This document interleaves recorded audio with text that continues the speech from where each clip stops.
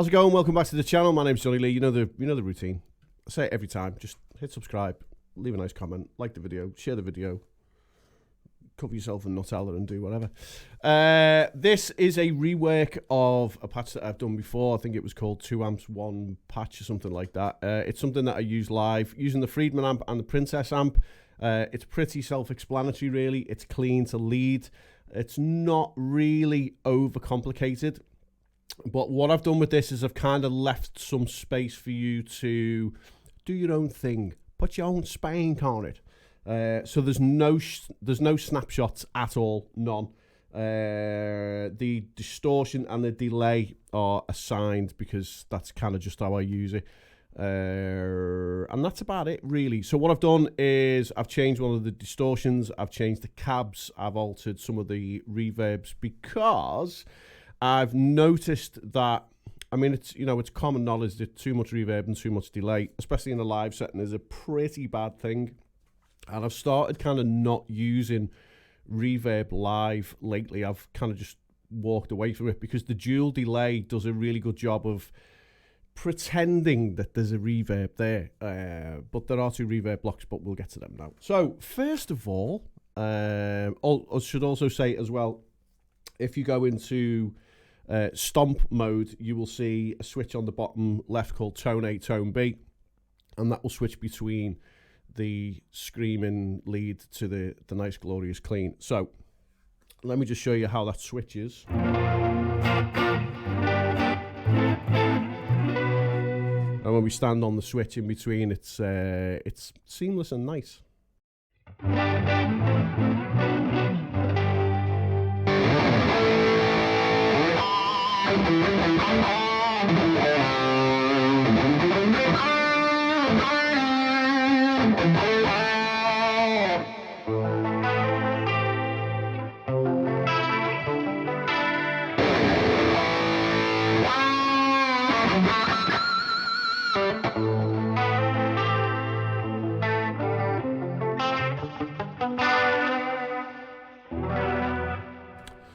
Sounds good.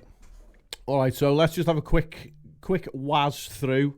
Deluxe comp, which is going to be in front of the Princess amp, obviously just kind of helps things out a little bit with that. In front of that, in mono, I've got a 70s chorus, kind of just an old school way of thinking, really. Nothing really dramatic that I've done, to any of the settings. I think I've just kind of left everything as it is.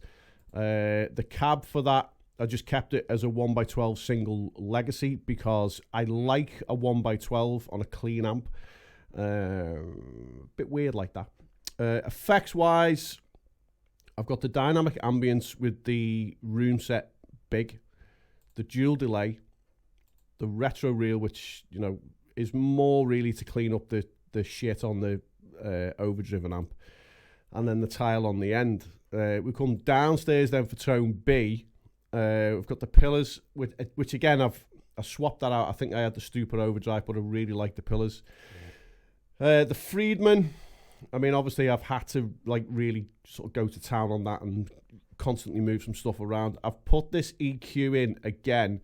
This is kind of for your benefit, really. Obviously, when you get any preset from anywhere, if you buy it or you download it for free, you do have to adjust them. And a lot of people kind of miss that really important point.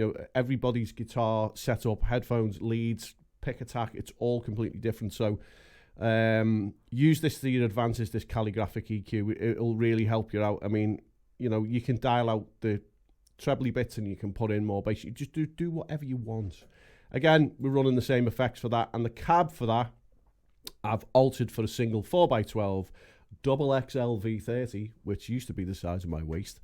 And I've not really changed much about that. It's just that there was on the previous preset a Greenback 25, and I've swapped it for this with the 160 ribbon mic, and it sounds pretty fucking mega. I think it sounds good. It's a live patch as well, so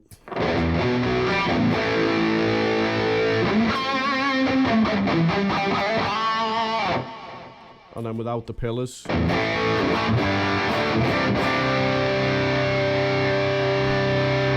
see that coming on and off.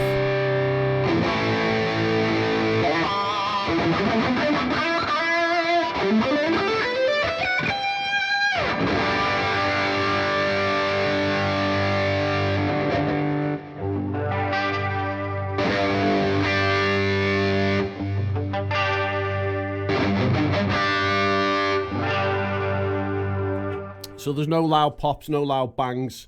Let me just quickly explain about the dual delay, what I was talking about, reverb. So I'll do this on the distorted channel because it kind of has a little bit more kind of... No, actually, we'll do it on the clean. Let's do it on the clean. So I'll turn the delay off.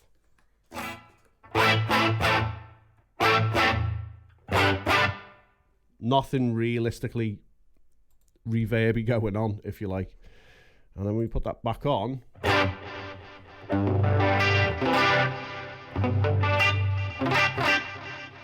Sorry about the pick noise. And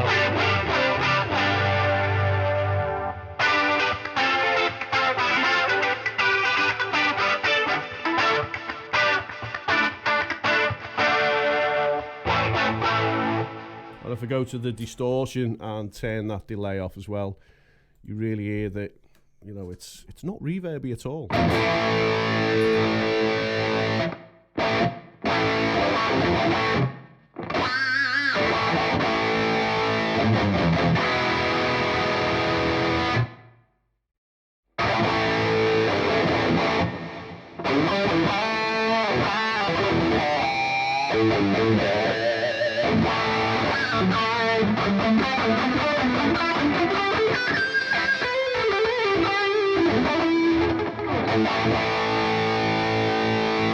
So that's just one of the things that I'm doing now at the minute. I've kind of walked away from the, you know, the plate and all that. I just think it suits me better, suits the tone better if I'm not using like a lot of reverb. I mean, again, it's common law, common sense. It's not a new fact. Everybody's known that for a while, but I'm not going to lie, I've been a little bit of a reverb whore for a while.